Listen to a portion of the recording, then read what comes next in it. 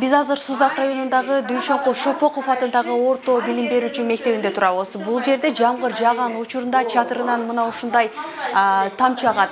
Деген менен сабак өз нугунда жүрүп жаткан учур. Мындай абал ар бир эле жаан-чачын учурунда катталуучу көрүнүшкө айланды. Мектеп жааматынын айтымында айрыкча жаз мезгилинде тамчыларга чака коюп билим берүү 3 жылдан бери уланып келүүдө. Сиздер мына көрүп турганыңыздардай эле биздин мына бүгүнкү сабагыбызга күбө болдуңуздар. Ушул мезгилде ушундай жаан-чачында айла жок сабак өткөнүбүзгө тоскоолдук жаратып атса дагы балдарыбызды ошо жаан-чачын тийбеген, суу тийбеген жактарга жылдырып билимибизди сабагыбызды өтүүгө аргасыз болобуз. Жаан-чачындын мындай тынбай жаап атканына байланыштуу таптакыр эле суу токтобой калды.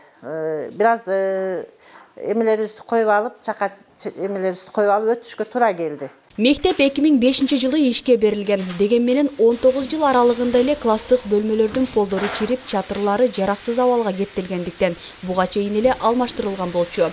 Бирок учурдагы абалда жарытарлык эмес. Билим уя финский болуп, дубалдары жыгаштан тургузулгандыктан суу тийген сайын сапатын жоготуп жатат.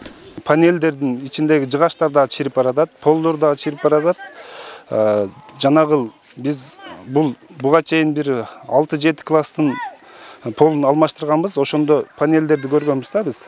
Панелдер бул төгү бир карышка чейин чирип, кадимкидей жараксыз болуп бара жатат. Бул кокус эмне болсо жерге түшүп кетиши мүмкүн бул мектебибизчи. Сырты жарты кыш менен урулган, сырты жалтырак, бирок ичтери калтырак да мектеп. Мындай абалга окуучулар да көнө баштаган. Деген менен келечек ээлери заманбап мектепте билим алууну самашат. Суук болот, жана печкалар ысыталбайт.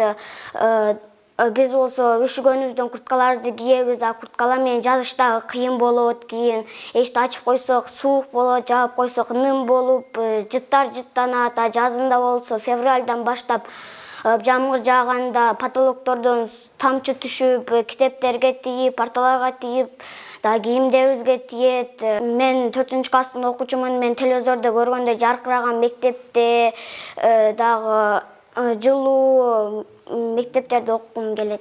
Аталган билим уяда кышкысында абал оорлошот. Демөөрчүлөрдүн жардамы менен жылуутуу тутуму да оңдолгон. Бирок ал жетишерлик деңгээлде эмес дейт мындагылар. Эске салсак, аталган Дүйшөнкул Шопоков мектеби 8 класстык бөлмөдөн турат. 2 нөмөт менен 254 окуучу билим алып келет. Жаңылай Болотбекова, Чыңгыз Абдыкадыров, Сузак району.